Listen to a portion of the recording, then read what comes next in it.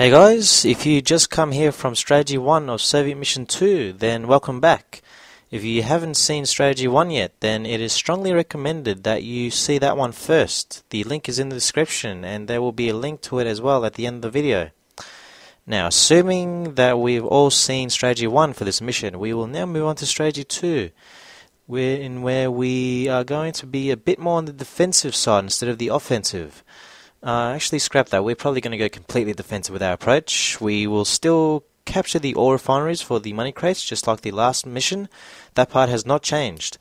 What has changed, however, is that instead of building a crapload of forces, we will build a crapload of defensive structures, namely sentry turrets, since those are the only ones we can build anyway.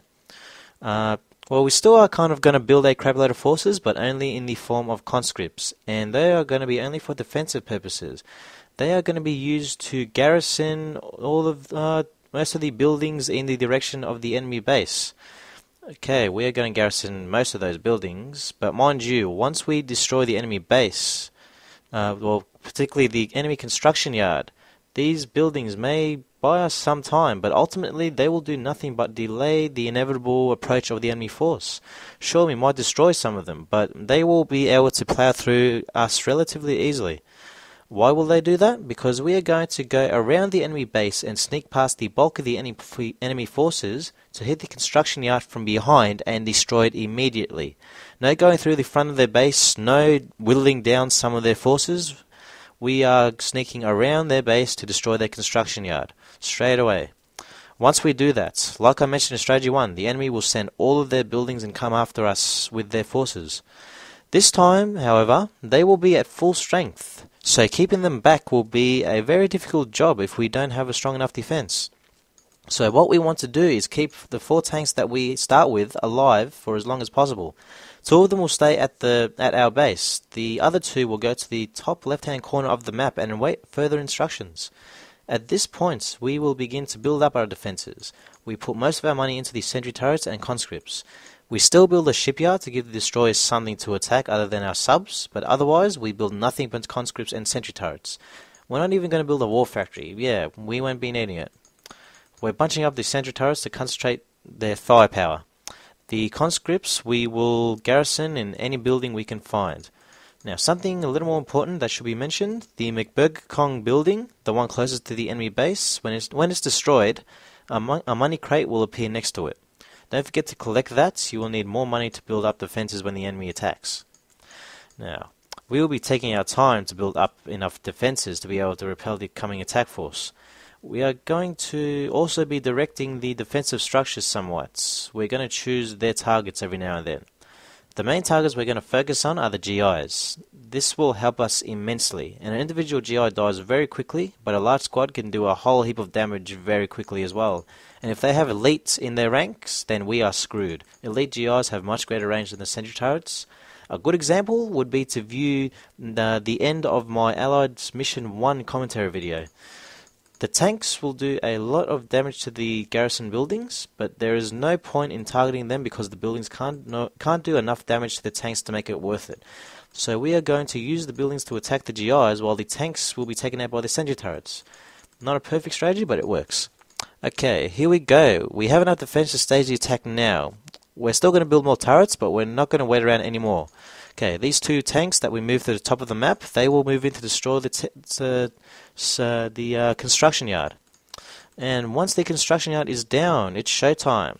Now, what I do here, I managed to actually split the majority of the forces into 2 groups. Now, this is a good thing. Better that they stay separated into smaller groups. That way, they'll be much easier to deal with than a tsunami of tanks that would come otherwise. Don't forget to collect that money crate by McBurger as well. Okay, I have to say, that name sounds very familiar. I wonder what it references. Indeed.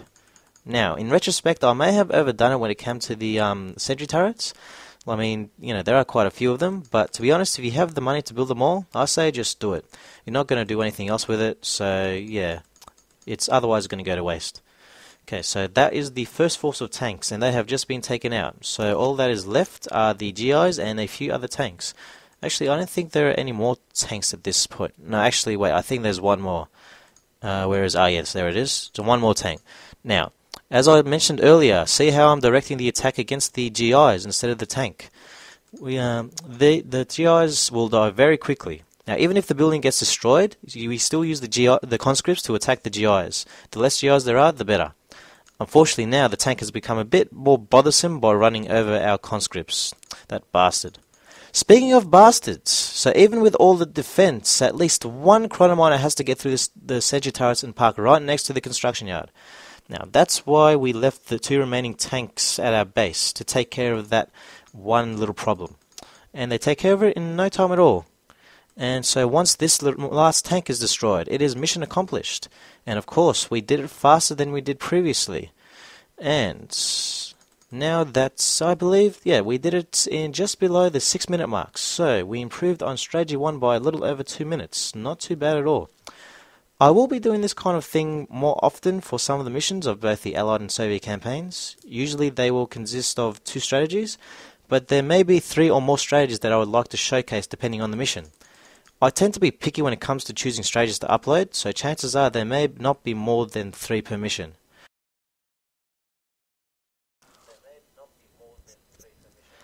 Not even sure if there will be 3 for any one mission, so we'll just have to see about that. Now, if you haven't already, please check out Strategy 1 for this mission. The link is in the description and on the video right now. It may not be as fast as this one, which is why I recommend that it should be watched first, but I believe it's still worth watching to get a different perspective on strategies.